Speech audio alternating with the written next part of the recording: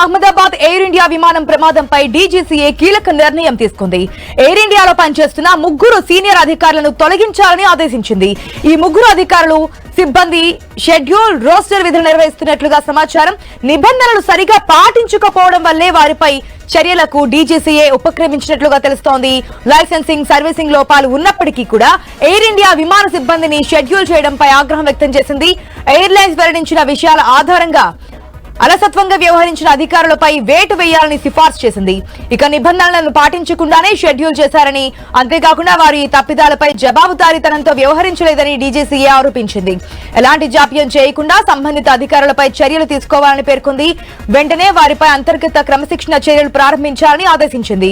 3 అధికారులపై తీసుకున్న చర్యలను 10 రోజుల్లోపు డీజీసీఏకి నివేదించాలని ఆదేశాల్లో పేర్కొంది.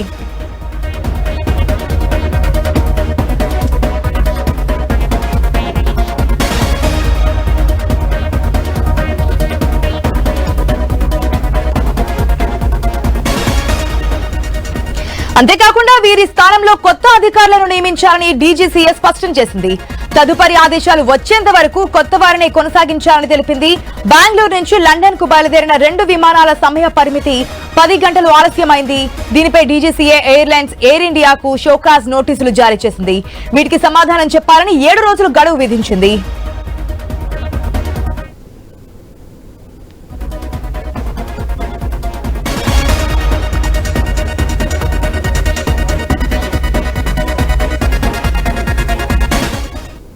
మనం చూసాం అహ్మదాబాద్ లో ఎయిర్ క్రాష్ సంబంధించినటువంటి డీటెయిల్స్, అసలు ఏం జరిగింది ఏంటి అని చెప్పనుకున్నాం. అయితే ఆ ఎయిర్ ఇండియా విమానం ప్రమాదానికి సంబంధించి డీజీసీఏ కీలక నిర్ణయం తీసుకుంది. ఆ అప్డేట్స్ తెలియడానికి మా ఇంప్యూటర్ శ్రీకాంత్ సిద్ధంగా ఉన్నారు.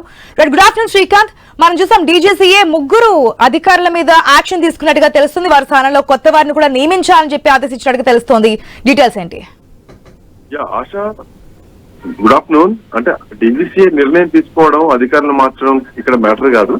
డీజీసీఏ రిపోర్ట్ ఏమిస్తుంది అన్నదే మ్యాటర్ ఇక్కడ. సో డీజీసీ ఇప్పటివరకు అసలు వాట్ హ్యాపెండ్ అనేది పూర్తిగా ఇంతవరకు బయటకు రాలేదు. అసలు వాట్ హ్యాపెండ్, పైలట్ మాట్లాడిన విషయాలు ఏంటి, పైలట్ మాట్లాడిన విషయాలు ఏంటి, డీజీసీఏలో at same time black box లో ఏం రికార్డ్ అయి ఉంది, ఇవన్నీ కూడా బయట రావాల్సిన అవసరం ఉంది. 241 మంది చనిపోతే 31 మంది బయట వాళ్ళు చనిపోయారు. సో ఆల్మోస్ట్ 260-70 మందికి పైగా చనిపోయినటువంటి విషయం.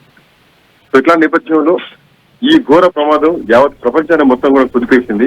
ఈ ప్రమాదానికి గల కారణాలను కూడా అధికారులు, దర్యాప్తు బృందం మొత్తానికి కనుక్కునే ప్రయత్నం చేస్తోంది. ఎట్లా ఉంటే డీజీసీ మీరు అన్నట్టు ఒక కీలక నిర్ణయం తీసుకుంది. ఇండియా ఎయిర్ ఇండియా చెందినటువంటి 3 సీనియర్ అధికారులు ఎవరైతే ఉన్నారో సిబ్బంది, షెడ్యూలింగ్, రోస్టరింగ్ సంబంధించినటువంటి వాళ్ళు కానీ, లేదంటే మిగతా వాళ్ళు ఎవరైతే ఉన్నారో సీనియర్ అధికారులు మొత్తం వాళ్ళని రెసిగ్నేషన్ చేయమని చెప్పేసి ఆదేశించింది. వాళ్ళని తొలగించాలంటూ కూడా ఆదేశించింది. సో నిర్ణయం అహ్మదాబాద్ నుంచి బయలుదేరినటువంటి ఎయిర్ క్రాఫ్ట్ ఏదైతే ఉందో 171 ప్రమాదంతో వాళ్ళకి లింకప్ అయ్యింది.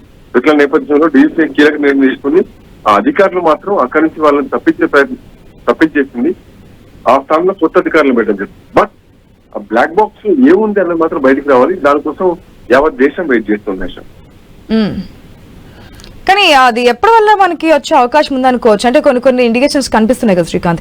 ఆ బ్లాక్ బాక్స్ సంబంధించి ఇన్ఫర్మేషన్ ఇది ఉంది, వాళ్ళు మాట్లాడారని చెప్పి, దాంట్లో ప్రమాదం సాంకేతిక లోపం ఏం కనిపిస్తుంది, ఇవన్నీ మనం చూస్తున్నాం. అయితే ఇప్పుడు బీసీసీఏ తీసుకున్నటువంటి డెసిషన్ ని ఏ విధంగా చూడాలి? వాటి షెడ్యూలింగ్ సరిగా చేయలేకపోవడం వల్లే ఇంత ప్రమాదం జరిగింది అంటున్నారు. మరి యాక్షన్ ఏ విధంగా ఉండొచ్చు? కేవలం ఓన్లీ తొలగించడం వరకు మాత్రమే అనుకోవచ్చు. అంటే తొలగించిన అధికారులు, ఇక్కడ అధికారులు తప్పదని మనం చూడొద్దు. బ్లాక్ బాక్స్ లో ఏం రికార్డ్ అయింది దాన్ని మాత్రమే వెయిట్ చేసుకోవాల్సిన అవసరం ఉంది. ఎందుకంటే ఇది ఇండియాలో చేయాల్సిన విషయం అయితే అమెరికా పంపించాలి.